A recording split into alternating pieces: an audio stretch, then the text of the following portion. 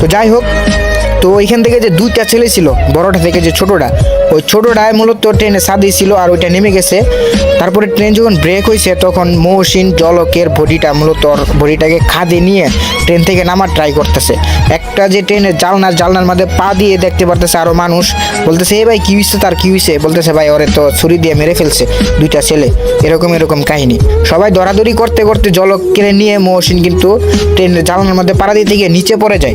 একদম ট্রেন থেকে নিচে পড়ে যাওয়ার পরে যেহেতু জলকে এমনি রক্তাক্ত অবস্থা, কাটা তার গলাটা, ওখানে একটা ঝাঁকি খায়। ঝাঁকি খাওয়ার পরে বিশ্বাস করবে না গাইস, জলকের গলা দিয়ে আরো দ্বিগুণ রক্ত বের হতে থাকে। আর মানে জলক কথাই বলতে পারতেছে না, এখন শুধু জাস্ট ইশারা। তো মহসিন এদিক ওদিক তাকাইতেছে, কি করবে না করবে বুঝতেছে না। তখনই দেখতে পারে যে ওই যে ছেলেগুলা থেকে, টুকাই দুইটা ছেলে থেকে ছোট্ট ছেলেটা একটু সামনে থেকে কাহিনীটি দাঁড়িয়ে দেখতেছে। আর মহসিন ওই ছেলেটাকে চিনে ফেলে মহসিন দৌড়ায় যায় ওই পিচ্চিটা ধরার জন্য। তো ওইটারে দৌড়ায় যায়, ধরছে। ধরার পরে মূলত ওইটা পড়ে গেছিল ছেলেটা, আর মহসিন ওরে ধরে।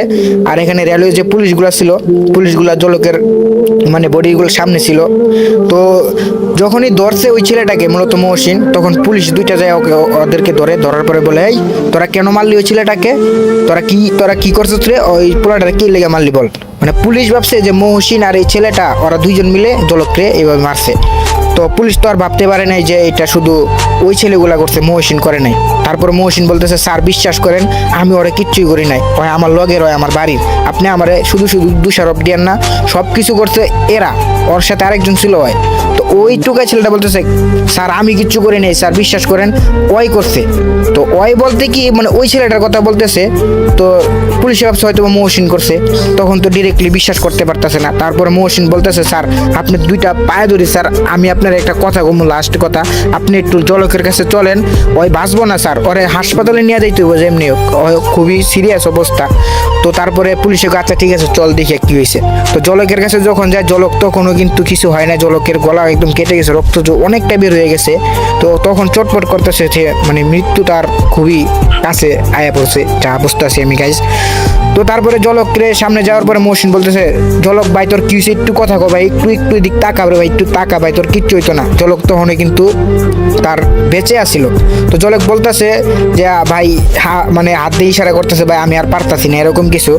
তখন মহসিন বলে, জলক ভাই রে আমারও তো পুলিশে দোষারোপ করতেছে, আমি তোরে মারছি ভাই, একটু ভাই ইশারা দেয়, কিচ্ছু হইলো বা ক ভাই, আমার লাইফটাও তো নষ্ট হয়ে যাইব। তারপরে জলককে মূলত পুলিশটাকে ইশারা দেয়, বলে যে ওই আমার সাথে ওই কিছু করে নাই, আরেকজনে মারছে। তো ওই পিচ্চিটার দিকে হাত দিয়ে ইশারা দিয়ে দেখা দিছে। তখন পুলিশে তো ওইটা আর বিশ্বাস করছে যে হ্যাঁ হয়তো মহসিনই কিছু করে নাই। তো তারপরে পুলিশে কি করছে, ওই ছেলেটা আর মহসিন ওরা দুজনকেই কিন্তু হ্যান্ডকাপ পরিয়ে দেয় হাতে। তাই রে ভাই, বাংলাদেশের পুলিশ যে কি আমি বুঝতে পারি না এই কাহিনীটা শোনার পরে। তো মহসিন আর ওই ছেলেটাকে হ্যান্ডকাপ পরাইয়া দেয়, আর জলকের লাশটাকে হাসপাতালে নিয়ে যাওয়ার জন্য পুলিশগুলো প্রস্তুত হয়। তো মহসিন বলতেছে, স্যার আমি যেমন আমার হাসপাতালে নিয়ে যান। কয় না, তোরা নেওয়া যাইব না, তুই এটার মধ্যে জড়িত আসছ কিনা এটা আমরা প্রমাণ সহকারে বার করতে হইব, পরে আমরা হাসপাতালে নিতেছি। এই কথা বলে পুলিশগুলা কিন্তু তো এই জলকের বডিটা নিয়ে একটা ভ্যান গাড়ি না একটা অটো গাড়ি এরকম কিছু একটার মধ্যে উঠিয়ে নিয়ে যায়।